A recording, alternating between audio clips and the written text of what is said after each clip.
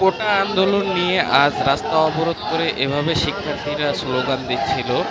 এটা হলো মোহাম্মদপুর বেড়িবাঁধ এলাকার বাংলাদেশ ইউনিভার্সিটি এবং ইউল্যাব ইউনিভার্সিটির শিক্ষার্থীরা এভাবে রাস্তা অবরোধ করে তারা স্লোগান দিচ্ছিল। আসলে আপনারা জানেন কোটা আন্দোলন নিয়ে দীর্ঘ কিছুদিন যাবৎ বাংলাদেশে আন্দোলন চলতেছিল, কিন্তু আজ প্রথমবার যেখানে রাস্তা অবরোধ করে শিক্ষার্থীরা আন্দোলন করে। আর সে কারণে বিপাকে পড়ে যায় সাধারণ নাগরিক, ঢাকা নগরবাসীরা যারা আছেন। আসলে তারা এভাবে যখন রাস্তায় নেমে এভাবে আন্দোলন করতেছিল, তখন মোহাম্মদপুর ৩ রাস্তা থেকে এবং গাবতলী পর্যন্ত একটা দীর্ঘ গাড়ির সারি লাইন হয়ে যায়, যেখানে সারি সারি গাড়ি দাঁড়িয়ে থাকে। আর সাধারণ মানুষের তারা দুপাশের রাস্তায় বন্ধ করে দেয়, যেখানে কোনোভাবে গাড়ি যাতায়াত করা সম্ভব হচ্ছিল না। আর এই কোটা আন্দোলন কিন্তু বেশ কয়েকদিন থেকেই চলতেছিল, এটা আপনারা সবাই অবগত আছেন। এটা ঢাকা শহর থেকে এবং ৬৪ জেলায় কিন্তু এই ছড়িয়ে যায়, আন্দোলনটি ছড়িয়ে যায়। আর এই আন্দোলনটি ছড়িয়ে যাওয়ার কারণে এত বড় হয়ে যায়। আর আজকে তো পুরো রাজধানী একবারে অচল করে দেয় তারা।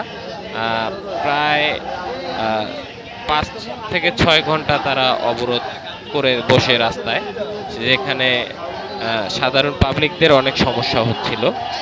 তাদের দাবি না পূরণ হওয়া পর্যন্ত তারা রাজপথ ছাড়বে না। আসলে এখানে পরশুদিন একটা ঘটনা ঘটে, যেখানে পুলিশের সাথে এবং ছাত্রলীগের নেতাদের সাথে তাদের অনেক একটা বড় ঝামেলা হয়ে যায়, মারামারি হয়ে যায়।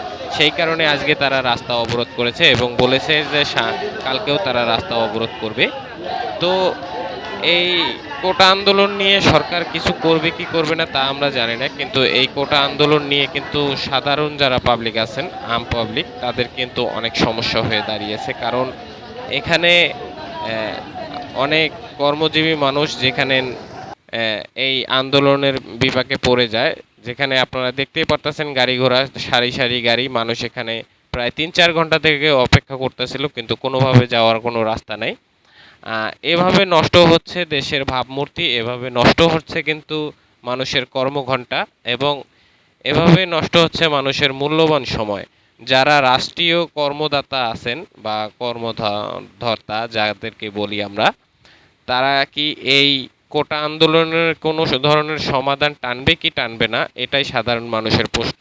আর এখানে দীর্ঘ ৫ ঘন্টা এভাবে সারিবদ্ধভাবে গাড়িগুলো দাঁড়িয়ে থাকার পরে তারপরে এদেরকে ছেড়ে দেওয়া হয়। আর কোটা আন্দোলন যতদিন চলবে, তারা কর্মসূচি দিয়েছে যে ততদিনেই তারা রাস্তা অবরোধ করে এভাবে আন্দোলন চালাবে। আর এই ঘটনাটা ঘটছে মোহাম্মদপুর বেড়িবাঁধ এলাকায়, যেখানে মোহাম্মদপুর ৩ রাস্তার মোড় থেকে গাবতলী পর্যন্ত দীর্ঘ একটা জ্যামের সৃষ্টি হয়। সেখানে যাতায়াত করা প্রায় ৪-৫ ঘন্টা বন্ধ থাকে। তো আপনারা দেখতেছেন বাংলা নিউজ বিডি টিভি। আমি MD Bangla news BD TV. তো চ্যানেলটিকে আপনারা সাবস্ক্রাইব করে পাশে থাকা বেল আইকন বাজিয়ে দেবেন, এরকম নিত্য নতুন ও আপডেট লেটেস্ট ভিডিও সবার আগে পেয়ে যাবেন। তো এই ছিল আজকের ভিডিও। যদি ভিডিওটি ভালো লাগে তাহলে লাইক করুন, শেয়ার করুন এবং কমেন্ট করুন। ততক্ষণ ভালো থাকবেন, সুস্থ থাকবেন, ধন্যবাদ। আর বাংলা নিউজ